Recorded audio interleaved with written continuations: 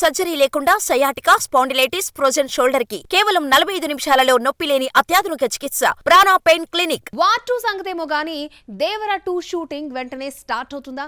Pre production work ఎంతవరకు వచ్చింది? తారక్ కోసం కొరటాల వేసిన ఆ స్కెచ్ ఏంటి?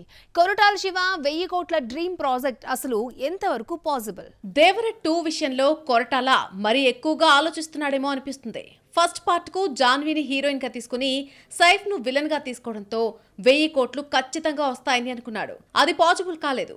ఎంతెలా ఆయుధ పూజ చేసినా, రాజమౌళి సెంటిమెంట్ ను కూడా బ్రేక్ చేసినా, ఎన్టీఆర్ హిట్ కొట్టినా లెక్క 500 కోట్ల వరకే వచ్చింది. ప్రస్తుతం కొరటాలకు దేవర 2 తప్ప ఇంకో ప్రాజెక్ట్ చేతిలో లేదు. ఆ మాటకొస్తే ఎవరితోనైనా సినిమా చేయాలనుకున్నా ఏ టాప్ హీరో కొరటాల ఇచ్చే స్టోరీ నెరేషన్ వినే స్థితిలో లేరు.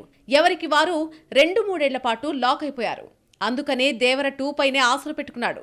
ఈ సినిమా అప్డేట్ ను ఎప్పుడిస్తారంటూ ఫ్యాన్స్ ఎదురు చూస్తున్నారు. దేవర సినిమాలో యాక్షన్ సీక్వెన్స్లు చూసిన తర్వాత ఫైనల్ గా క్లైమాక్స్ లో ఏం జరిగింది అనేది తెలుసుకోవడం కోసం ఫ్యాన్స్ ఎదురు చూపులు ఎక్కువయ్యాయి. ఈ నేపథ్యంలోనే దేవర సీక్వెల్ పై భారీగా అంచనాలు నెలకొన్నాయి. చేసే ప్రతి సీన్ అంతకు మించి అనేట్టుగా ఉంటేనే కొరటాల డ్రీమ్ వర్కౌట్ అవుతుంది. ఫస్ట్ పార్ట్ తో పాసిబుల్ కాని కలెక్షన్ వండర్ దేవర 2 కు జరగాలంటే అంతకు మించిన సినిమా చేయాలి. ఇప్పటికే దేవర పార్ట్ 2 స్క్రిప్ట్ పనులైతే చాలా స్పీడ్ గా చేస్తున్నారు. పుష్ప తర్వాత పుష్ప 2 కు ఎంత రెస్పాన్స్ వచ్చిందో అందరికీ తెలుసు. అలాగే దేవర 2 కూడా అంతకు మించి అన్నట్టుగా చేయాలని స్కెచ్ వేశాడు. పుష్ప 2 ఫార్ములాను ఫాలో అవుతూ స్క్రీన్ ప్లే, కీలక సన్నివేశాలను ఆసక్తికరంగా మలిచేందుకు డైరెక్టర్ కొరటాల శివ తన టీంతో గత కొన్ని రోజులుగా వర్క్ చేస్తున్నాడు.